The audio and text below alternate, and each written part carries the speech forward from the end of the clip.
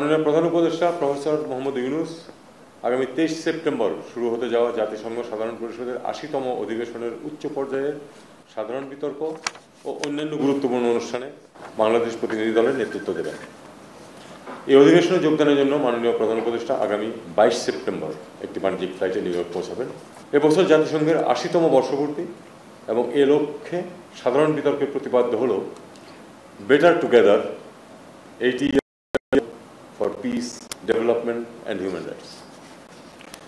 জাতিসংঘের 3টি মূল স্তম্ভ আপনারা জানেন: শান্তি ও নিরাপত্তা, উন্নয়ন এবং মানবাধিকার। সবই এমনভাবে সমানভাবে এবারের অধিবেশনে গুরুত্ব পাবে।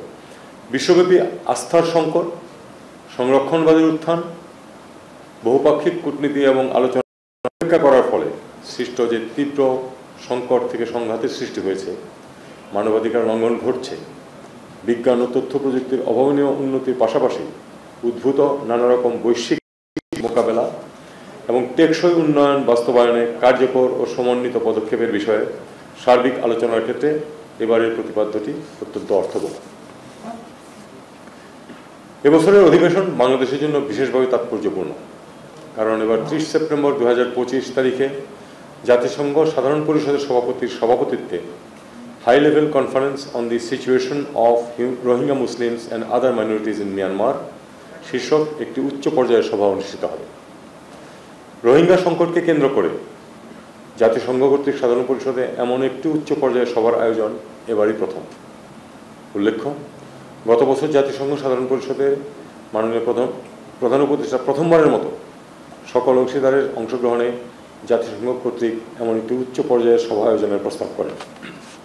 মাননীয় প্রধান উপদেষ্টার এই প্রস্তাব দ্রুত বিশ্বব্যাপী গ্রহণযোগ্যতা লাভ করে, যার পরিপ্রেক্ষিতে জাতিসংঘের সদস্য রাষ্ট্রসমূহ সর্বসম্মতিক্রমে একটি রেজলিউশনের মাধ্যমে জাতিসংঘ সাধারণ পরিষদের সভাপতির নেতৃত্বে উক্ত উচ্চ পর্যায়ের সভাটি আয়োজনের সিদ্ধান্ত গ্রহণ করে। এই উচ্চ পর্যায়ের সভা থেকে যেন রোহিঙ্গা সংকট দ্রুত সমাধানের একটি কার্যকর ও সময়বদ্ধ পরিকল্পনা উঠে আসে, তার জন্য আন্তর্জাতিক অংশীদার ও রোহিঙ্গা জনগোষ্ঠীর প্রতিনিধিদের সমন্বয়ে গত মাসে 24-26 আগস্ট 2025 আমরা কক্সবাজারের প্রথমবারের মতো একটি অংশীদারদের সংলাপের আয়োজন করি। এছাড়াও আপনারা অবগত আছেন যে জাতিসংঘ মহাসচিব আন্তোনিও গুতেরেস গত মার্চ মাসে বাংলাদেশ সফর করে রোহিঙ্গাদের সাথে সংহতি প্রকাশ করে কক্সবাজারে একসাথে করেছিলেন। প্রতিনিয়ত বিশ্বের বিভিন্ন প্রান্তে নতুন নতুন সংকটের উত্থানের পরেও সরকারের কূটনৈতিক তৎপরতার কারণে রোহিঙ্গা সংকটে যে বিশ্বব্যাপী আলোচ্য সূচিতে পিছিয়ে পড়েনি, প্রথমবারের মতো এ বিষয়ে জাতিসংঘের উচ্চ পর্যায়ের সভার আয়োজন এবং স্বয়ং জাতিসংঘ মহাসচিব এর সফর তারই প্রমাণ। আমরা এই উচ্চ পর্যায়ের সভার সফল অনুষ্ঠানের প্রস্তুতি নিচ্ছি। এছাড়া এবছর একই সাথে বিশ্ব যুব কর্মসূচির 30 বছর পূর্তি এবং শান্তি ও নিরাপত্তা বিষয়ক ঐতিহাসিক রেজলিউশনের 25 বছর পূর্তি হচ্ছে।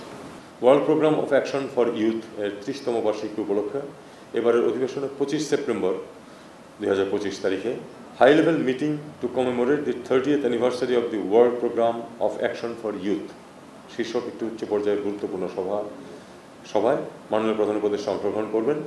2024 সালের জুলাই আগস্ট মাসে সংগঠিত যে গণ অভ্যুত্থানের কারণে আমরা আজ এক নতুন বাংলাদেশের স্বপ্ন দেখছি, তার অগ্রভাগে ছিল মূলত দেশের তরুণ ও যুব সমাজ। এছাড়া চলমান নানামুখী সংস্কার কার্যক্রমের সাথে সম্পৃক্ত থেকে অন্যতম অনুঘটক হিসাবেও দেশের তরুণ সমাজ ভবিষ্যৎ বাংলাদেশ বিনির্মাণের প্রত্যয় নিয়ে কাজ করে যাচ্ছে। এর প্রেক্ষাপটে বিশ্ব যুব কর্মসূচির 30তম বার্ষিকী উপলক্ষে আয়োজিত উচ্চ পর্যায়ের সভায় অংশগ্রহণ করে আমরা আমাদের তরুণ ও যুব সমাজের আকাঙ্ক্ষা বিশ্ববাসীর কাছে তুলে ধরতে পারব। ভবিষ্যৎ বিশ্বের পরিকল্পনা যেন আমাদের তরুণ সমাজের চাহিদা ও আকাঙ্ক্ষার সাথে সঙ্গতিপূর্ণ হয়, সেজন্য বিশ্বমঞ্চে এই সংক্রান্ত আলোচনায় আমাদের উচ্চ পর্যায়ে সক্রিয় অংশগ্রহণকে গুরুত্বপূর্ণ বলে মনে করি। অন্যদিকে বিশ্বের অন্যতম শীর্ষ শান্তিরক্ষী প্রেরণকারী দেশ হিসাবে নারী, শান্তি ও নিরাপত্তা বিষয়ে গুরুত্বপূর্ণ বৈঠকেও বাংলাদেশ অংশগ্রহণ করবে। 26 সেপ্টেম্বর মাননীয় প্রধান উপদেষ্টা জাতিসংঘ সাধারণ পরিষদের সাধারণ আলোচনা পর্বে বক্তব্য রাখবেন।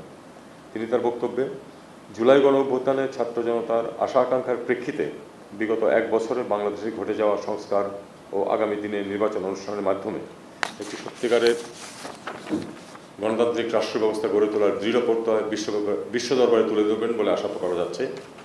পাশাপাশি আন্তর্জাতিক শান্তি ও নিরাপত্তা নিশ্চিতের ক্ষেত্রে শান্তিরক্ষা কার্যক্রমে বাংলাদেশের বলিষ্ঠ অবস্থান, বিশ্বব্যাপী সংঘাত, রোহিঙ্গা সংকট, জলবায়ু পরিবর্তন ও এর প্রভাব, জলবায়ু ন্যায় বিচার প্রতিষ্ঠা, টেকসই উন্নয়ন লক্ষ্যমাত্রা এসডিজি অর্জনের ক্ষেত্রে উন্নয়নশীল দেশগুলোর প্রতিকূলতা, উন্নয়নশীল দেশসমূহ হতে সম্পদ পাচার প্রতিরোধ, নিরাপদ অভিবাসন, অভিবাসীদের মৌলিক গবেষণা পরিষেবা প্রাপ্তির নিশ্চয়তা, জেনারেটিভ কৃত্রিম বুদ্ধিমত্তার পরিপ্রেক্ষিতে প্রযুক্তির টেকসই হস্তান্তর এবং সর্বোপরি ফিলিস্তিন ও ইসরায়েলের যুদ্ধবিরতি ও স্থায়ী শান্তি প্রতিষ্ঠার প্রয়াস তার বক্তব্যে উঠে আসবে।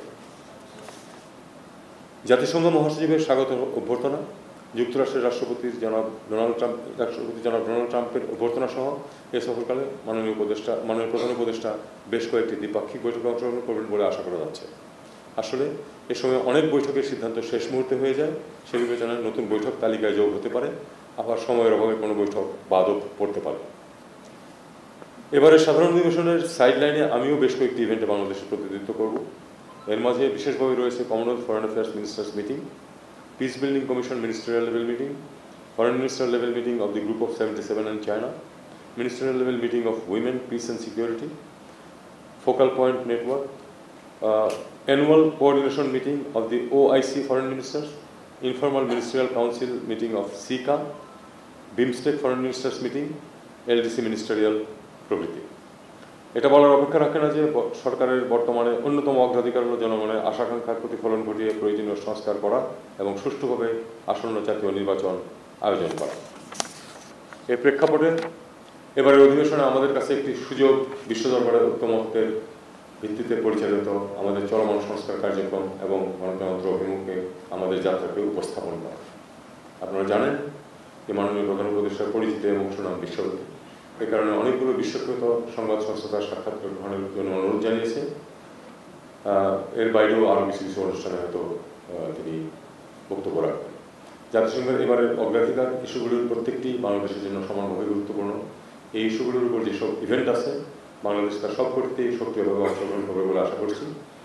বাংলাদেশ জাতিসংঘ সহ বহুপাক্ষিক কূটনীতিকে জাতীয় স্বার্থ সংরক্ষণের জন্য গুরুত্বপূর্ণ মাধ্যম হিসেবে মনে করে সার্বিক বিবেচনায় এবারের অধিবেশনে মাননীয় প্রধান উপদেষ্টার নেতৃত্বে বাংলাদেশ প্রতিনিধি দলের অংশগ্রহণের মাধ্যমে বাংলাদেশের জাতীয় স্বার্থ সংশ্লিষ্ট বিষয়সমূহে আন্তর্জাতিক সহযোগিতার ক্ষেত্রকে বিস্তৃত ও সুদৃঢ় করবে বলে আমরা আশা করছি। একটি অতিরিক্ত বিষয় যেটা আপনাদেরকে উল্লেখ করা প্রয়োজন সেটা হলো যে আমাদের প্রতিনিধি দলে এবার চারজন রাজনীতিবিদ যাচ্ছেন।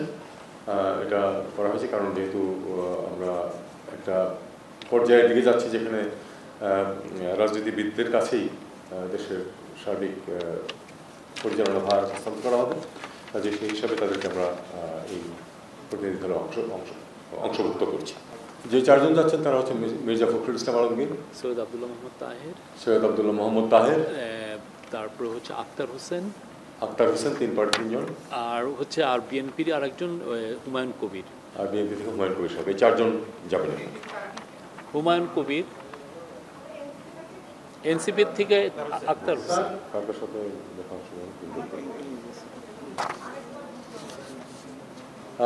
মির্জা ফখরুল ইসলাম আলমগীর এবং হুমায়ুন কবির বিএনপি থেকে, জামাত ইসলামী থেকে সৈয়দ আব্দুল্লাহ মোহাম্মদ তাহের এবং এনসিপি থেকে আক্তার হোসেন, এই চারজন যাবেন।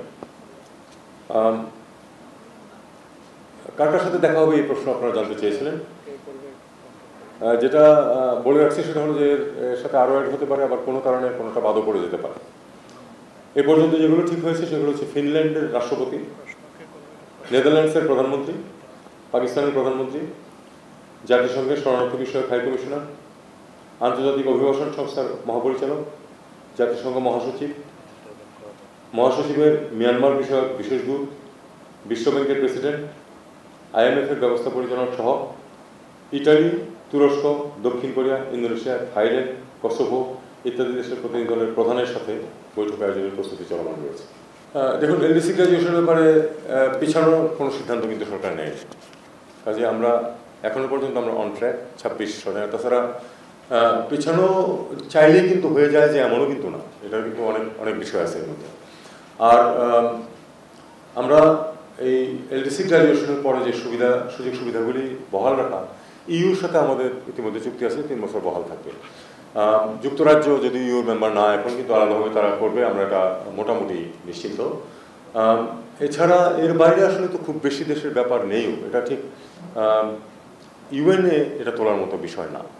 দেখুন, সর্বসম্প্রতি যে ঘটনাটা ঘটেছিল সেটার ব্যাপারে কিন্তু ব্যবস্থা নেওয়া ছিল, এবং খবর যেটুকু এসে তার সব কিছু কিন্তু সত্য না। যেমন যেটা যে গাড়িটাকে হ্যারাস করা হয়েছে সেই গাড়িতে কিন্তু মাহফুজ ছিলেন না, উনি অন্য একটা গাড়িতে ছিলেন। যাই হোক, এটা আমাদের কতগুলি জিনিস বুঝতে হবে, যেটা সেটা হলো যে পশ্চিমের দেশগুলিতে এই ধরনের বাধা দেওয়া, স্লোগান দেওয়া, মিছিল বা ওই রাস্তাতে ডেমনস্ট্রেট করা, এগুলি কিন্তু আটকানোর কোনো রাস্তা আমাদের নেই, কারোই নেই, ওই দেশের সরকারের নেই। তারা এটা দিতে বাধ্য।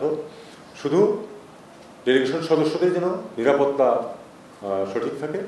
আমি আসলে খুব আশঙ্কা করছি না, এই কারণে যে এনওয়াইপিডি এ ব্যাপারে নিউ ইয়র্ক পুলিশ ডিপার্টমেন্টের তাদের বিস্তর অভিজ্ঞতা, এবং আপনারা যারা গেছেন তারা দেখবেন যে মোটামুটি 3 হাত দূরে দূরে একটা গাড়ি এনওয়াইপিডি, এরকম অবস্থা থাকে, বিশেষ করে যে রাস্তাগুলো ব্যবহার করে ডিটেইলরা।